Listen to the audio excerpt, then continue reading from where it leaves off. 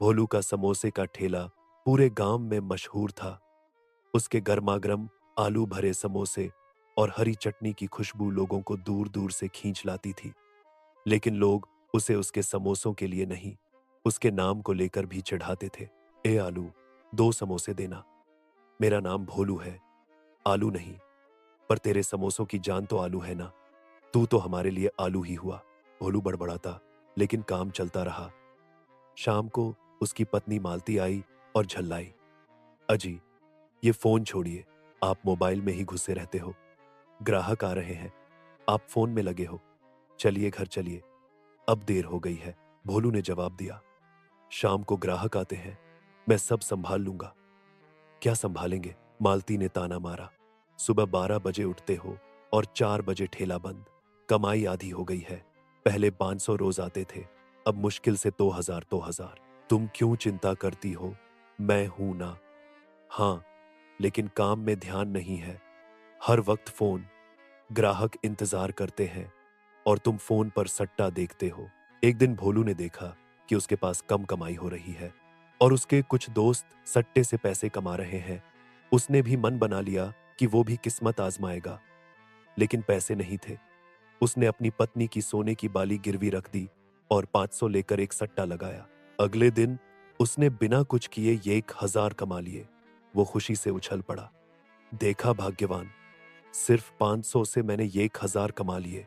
कैसे? सट्टा, ये तो दिमाग का खेल है, मेहनत की जरूरत नहीं। मालती घबरा गई। ये तो जुआ है, ये हराम की कमाई है। तुम क्या जानो मेहनत से क्या होता है। पूरा दिन समोसे तलती रहो, कुछ नहीं मिलेगा। अब मैं रोज सट्टा लगाऊंगा। अब भोलू दिन भर फोन पर सट्टा देखता और मालती अकेले समोसे बनाती। भोलू का ध्यान दुकान से हट गया। मालती ने कई बार समझाया, लेकिन वो नहीं माना। एक दिन भोलू के दोस्त डमरू ने बताया कि गांव का सेठ कांत अपनी हवेली बेच रहा है, बस 16,000 में दे रहा है।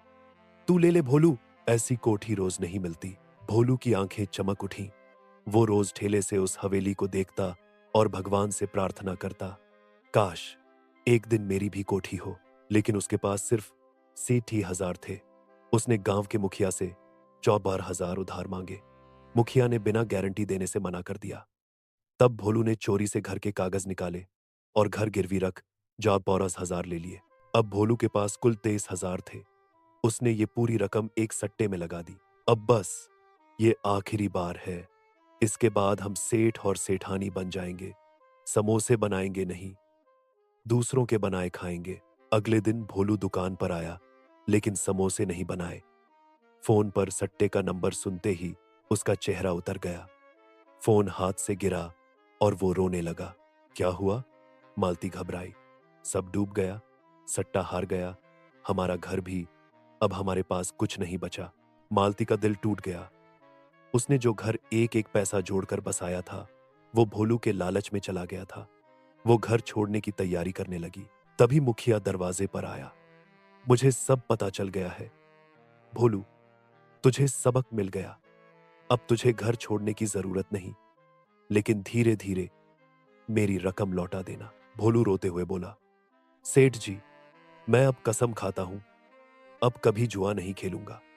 मेहनत करूंगा, समोसे बनाऊंगा और आपकी रकम लौटाऊंगा। मालती ने भोलू का हाथ थामा और कहा, देर से सही, लेकिन आपने सही रास्ता चुना। यही असली जीत है।